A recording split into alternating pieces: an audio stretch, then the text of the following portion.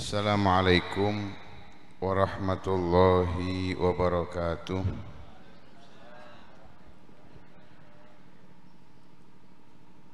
Bismillah walhamdulillah. Wassalatu wassalamu ala rasulillah sayyidina maulana Muhammad ibn Abdullah wa ala alihi wa sahbihi wa man walah wa la hawla wa la quwata illa billah. Subhanallah walhamdulillah wa la ilaha illallah Allahu akbar wa la hawla wa la quwata illa billahil aliyyil azim. Adada kulli harfin kutiba aw yuktabu abadal abidina wa dahrad dahirin. Subhanaka la ilma lana illa ma 'allamtana innaka antal alimul hakim. Nawayna ta'alluma wa ta'lim wa naf'a wal intifa' wa tadhakura wa tadhkir wal ifadata wal istifadah wal hatha ala tamassuki bi kitabillahi wa sunnati rasulihi wa du'ai ilal huda wa dilalati ala al khair ibtigha'a wajhillahi wa mardatihi wa qurbihi wa thawabihi subhanahu wa ta'ala.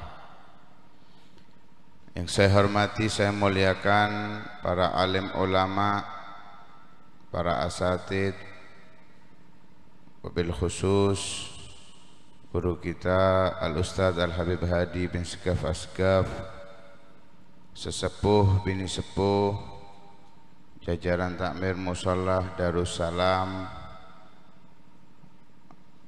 hadirin hadirat yang dirahmati oleh Allah Subhanahu wa taala.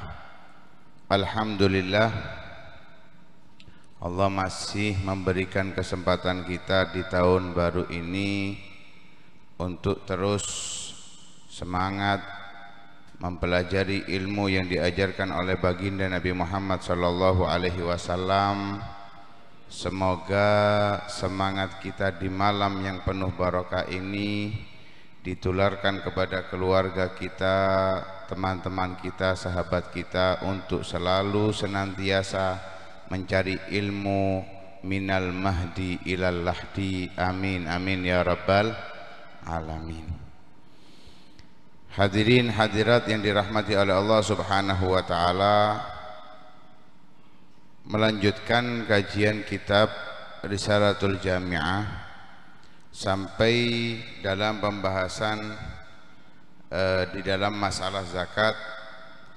Kelanjutannya, wa kadzalika yushtaratu lin-nuqudi wat-tijarati wa yushtaratu fi hadhihi al-anwa'i an-nisabu aidan. Tentang kewajiban zakat mal sudah kita bahas macam-macamnya. Ada yang dinamakan dengan na'am, yaitu hewan ternak, kambing, sapi ataupun onta.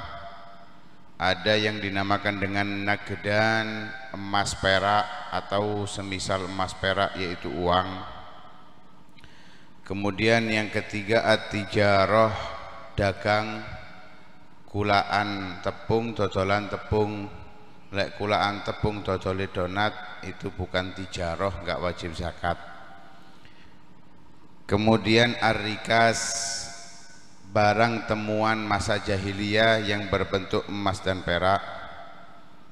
Kemudian al-ma'din, barang tambang yang berbentuk emas dan perak, artinya batu bara, minyak, semuanya tidak ada hubungan dengan zakat.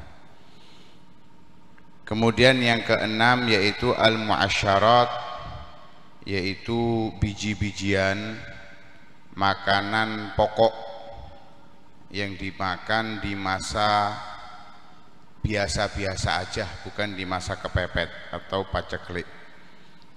Begitu juga buah-buahan, yaitu kurma dan anggur. Kewajiban zakat hewan ternak sudah kita bahas, yang mana disyaratkan harus dikembala dan harus berlalu setahun. Lah, yang berlalu setahun pula dari macamnya zakat mal itu yaitu an-nuqud, emas dan perak. atau semisal emas dan perak, uang. Seseorang yang memiliki uang atau emas perak murni, kalau campuran nggak wajib zakat, yang wajib itu murninya saja. Ya, kalau misalkan yang murni itu yang 24 karat itu. Ya, kalau yang campuran itu ada yang 70%, ada yang 80%, ada yang 40%, ada yang 35%. Yang dihitung zakat itu yang murninya saja. Murninya saja itu yang dihitung zakat. Emas dan perak begitu juga uang, ketika sudah berlalu setahun maka ada kewajiban zakat.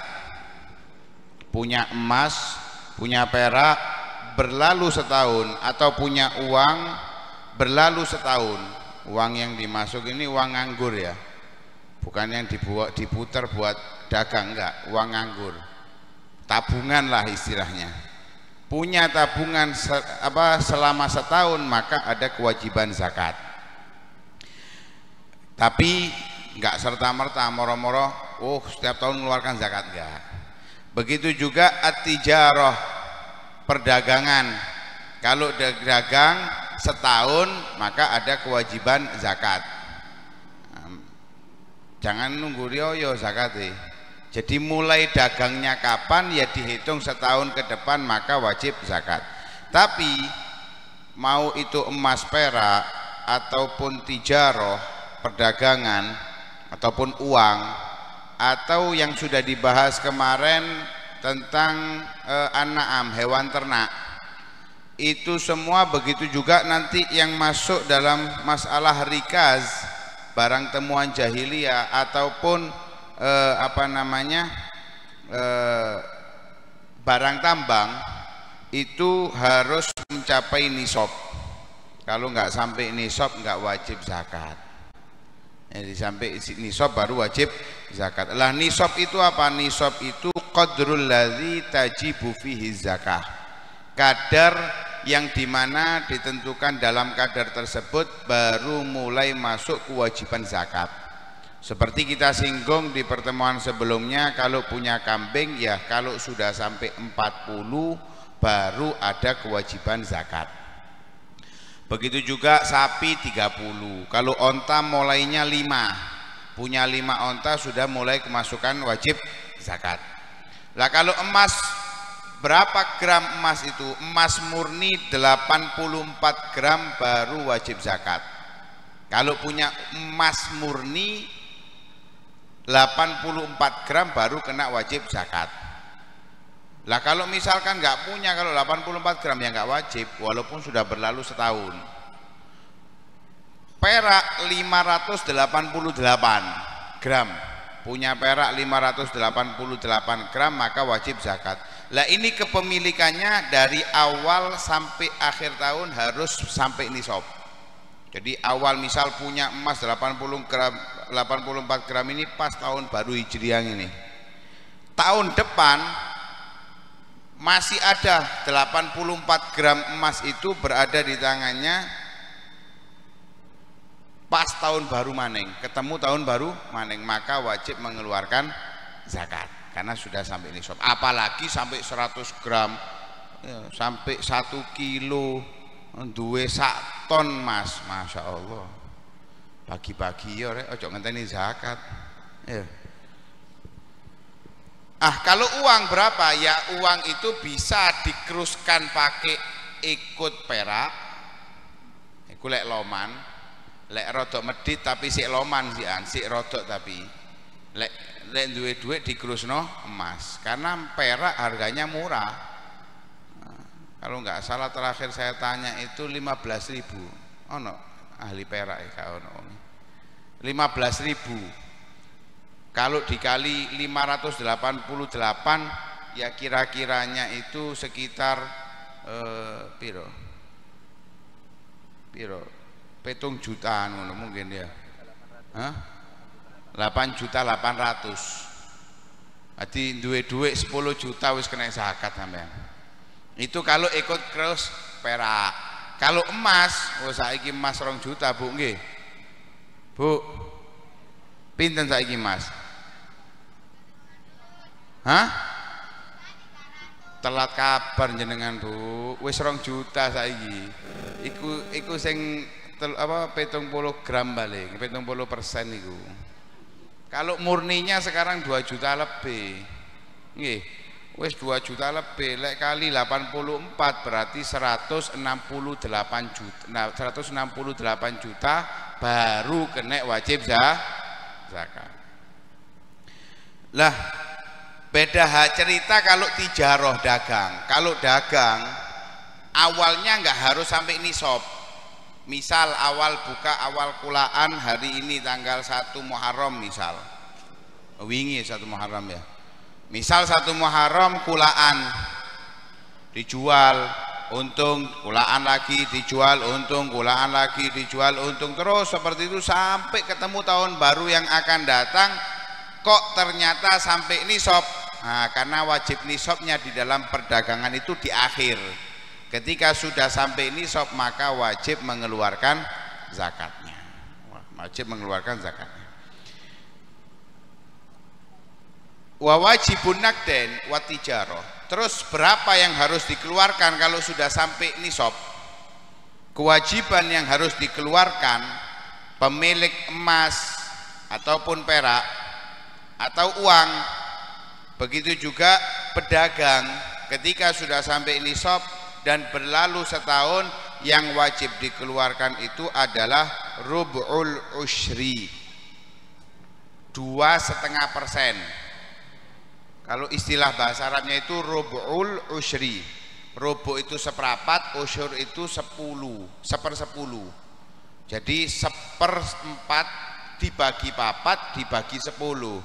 Misal kalau punya uang 200 juta, maka dibagi 4 jadi 50 juta, 50 juta dibagi 10 jadi 5 juta. 2,5%, cara ngitungnya sama nggo, ketemunya tetap podo. Ya, karena memang istilahnya rub'ul usyri, kalau dalam bahasa gampangannya persentasenya 2,5%. Mau itu emas, mau itu perak, uang ataupun perdagangan sama, mengeluarkannya 2,5%. Begitu juga ma'din, barang tambang, tambang emas perak, keluarnya sama 2,5%. Kalau rikas itu khumus. Ya, nemu barang zaman jahiliyah emas 100 gram misalkan, maka dikeluarkan 1/5-nya, 20 gram harus dikeluarkan untuk zakat. Adapun ini yang jadi pertanyaan di 1 bulan yang lalu, yang wajib dikeluarkan bagi petani ketika panen beras misalkan, jagung dan semisalnya, atau buah-buahan anggur ataupun kurma.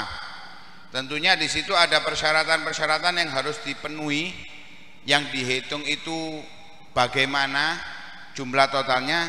Yang penting ketika sudah mencapai nisab, berapa nisabnya?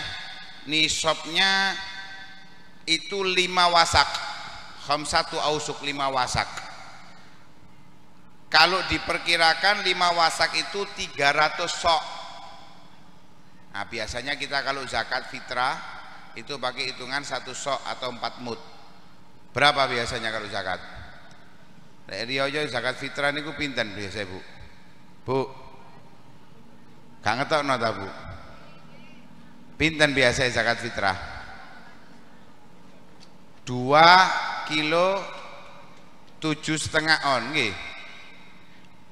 Itu minimal, aja dikurangi maneng wis. Ya minimal. Kalau bisa 3 kilo nggih. Tapi ini pakai hitungan minimal. Kalau nisab itu pakai hitungan minimal, aja sing paling dukur. Engko akhirnya gak ngetono zakat. Ya. Pakai hitungan yang minimal 2,75. Lah 1 sok itu 2,75 kilo dikali 300, ketemune 825 kilogram. Artinya kalau panennya 8 kintal 25 kilo, 8/4 kintal, gak sampai 1 ton, 1 ton wis wajib zakat. 825 kilo maka keluar zakat. Lah dihitung itu setelah bersih teko sekeme. Duduk sak sekem-sekeme dihitung. Ya, setelah bersih dari apa itu? Sekem bahasa Indonesia ya apa sekem itu? Hah? Apa? Gabah. Dedek lek wis di blender, Bu. Wis seleb dadi dedek. Alhasil setelah dibersihkan 825 kilo baru dikeluarkan. Berapa yang dikeluarkan? Kalau disirami dengan biaya, disirami dengan biaya itu misalkan ngambil air sendiri, sewa untuk ngisi air misalkan ya, itu maka yang dikeluarkan adalah nisful usyur. Nisif itu separuh, usyur itu 1/10. Jadi kalau 825 anggaplah panennya sak ton 1000 kilo nggih, cik gampang. Maka dibagi separuh berarti piro? 500 kilo. 500 kilo dibagi 10 jadi 50 ki. Panen sak ton keluarnya 50 kilo. Rongsak biasanya itu. Nah, itu yang dikeluarkan zakatnya. Itu kalau dengan maaf, saya ulangi lagi. Kalau dengan biaya yang dikeluarkan nisful usyur.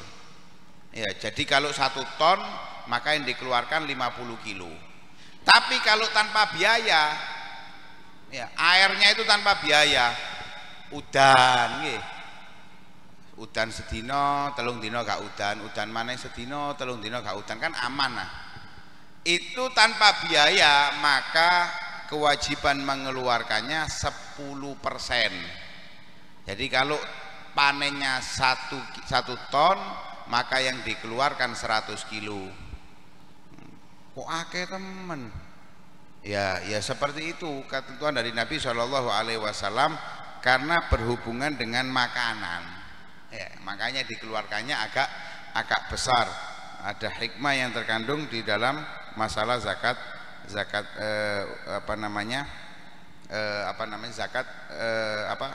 muasyarat atau biji-bijian tadi. Ya, karena di situ ada hikmah arifku bil malik wal masakin. Ya, itu ada sisi kelembutan yang diberikan kepada pemilik dan juga ada sisi kelembutan yang dirasakan oleh orang-orang miskin. Ini masalah zakat mal. Sudah selesai masalah zakat mal, dan ini semuanya yang kita bahas dari beberapa pertemuan tentang zakat mal itu hanya lapisan dasar. Ya, masih di dalamnya terkandung syarat-syarat yang perlu untuk dipelajari bagi setiap yang berhubungan dengannya. Kalau berhubungan dengan peternakan kambing, ya belajar ilmu tentang zakatnya kambing. Kalau yang berhubungan dengan mas perak, maka harus belajar tentang hubungan mas perak. Sing duwe-duwe ya berhubungan dengan duwe. Yang masalah pertanian ya belajar tentang masalah pertanian, karena perinciannya di situ nanti sangat panjang dan luas. Wallahu a'lam. Mudah-mudahan yang sedikit ini membawa manfaat kepada kita, semakin faham, semakin dalam pengetahuan kita tentang syariat agama Allah Subhanahu wa taala. Amin ya rabbal alamin. Shallallahu alaihi wasallam Muhammadin wa ala alihi wasallam. Walhamdulillahirabbil alamin.